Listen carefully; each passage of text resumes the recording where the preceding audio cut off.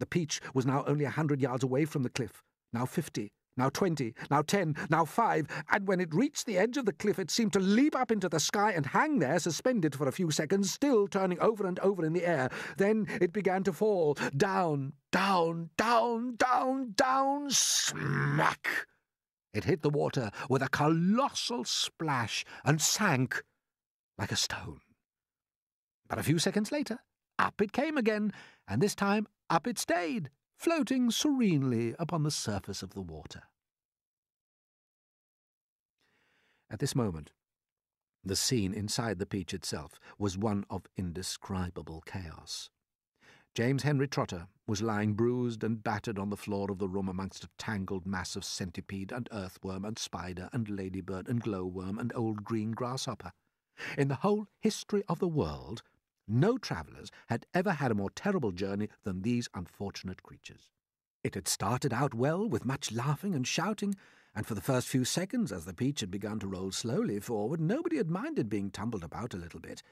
And when it went bump, and the centipede had shouted, "That was Aunt Sponge," and then bump again, and "That was Aunt Spiker," there had been a tremendous burst of cheering all round. But as soon as the Peach rolled out of the garden and began to go down the steep hill, rushing and plunging and bounding madly downward, then the whole thing became a nightmare. James found himself being flung up against the ceiling, then back onto the floor, then sideways against the wall, then up onto the ceiling again, and up and down and back and forth and round, and at the same time all the other creatures were flying through the air in every direction, and so were the chairs and the sofa, not to mention the 42 boots belonging to the centipede. Everything and all of them were being rattled around like peas inside an enormous rattle that was being rattled by a mad giant who refused to stop. To make it worse, something went wrong with the glowworm's lighting system, and the room was in pitchy darkness. There were screams and yells and curses and cries of pain, and everything kept going round, and once James made a frantic grab at some thick bars sticking out from the wall, only to find that they were a couple of the centipede's legs. "Let go, you idiot!" shouted the centipede, kicking himself free, and James was promptly flung across the room into the old green grasshopper's horny lap. Twice he got tangled up in Miss Spider's legs. Oh, a horrid business. And towards the end, the poor earthworm, who was cracking himself like a whip every time he flew through the air from one side of the room to the other, coiled himself round James's body in a panic and refused to unwind. Oh, it was a frantic and terrible trip. But it was all over now, and the room was suddenly very still and quiet. Everybody was beginning slowly and painfully to disentangle himself from everybody else. "Oh, let's have some light!" shouted the centipede. "Yes," they cried, "light! Give us some light!" "I'm trying," answered the poor glowworm. "I'm doing my best. Please be patient." They all waited in silence.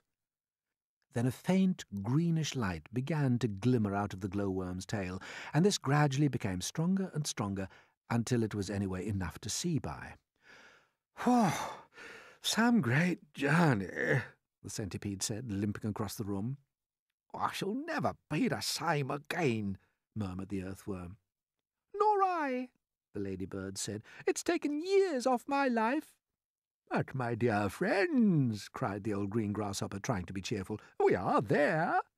"Where?" they asked. Where is there?" "Oh, I don't know," the old green grasshopper said, "but I'll bet it's somewhere good." "We're probably at the bottom of a coal mine," the earthworm said gloomily. "We certainly went down and down and down very suddenly at the last moment. Oh, I felt it in my stomach. Oh, I still feel it." "Oh, perhaps we are in the middle of a beautiful country full of songs and music," the old green grasshopper said. "Or near the seashore," said James eagerly, "with lots of other children down on the sand for me to play with." "Pardon me," murmured the ladybird, turning a trifle pale, "but am I wrong in thinking that we seem to be bobbing up and down?" "Bobbing up and down!" they cried. "What on earth do you mean?" "You are still giddy from the journey," the old green grasshopper told her. "You'll get over it in a minute. Is everybody ready to go upstairs now and take a look around?" "Yes, yes," they chorused. "Come on, let's go." "I refuse to show myself out of doors in my bare feet," the centipede said. "I have to get my boots on again first." "Oh, for heaven's sake, let's not go through all that nonsense again," the earthworm said. "Let's all lend the centipede a hand and get it over with," the ladybird said. "Come on." So they did, all except Miss Spider, who set about weaving a long rope ladder that would reach from the floor up to a hole in the ceiling.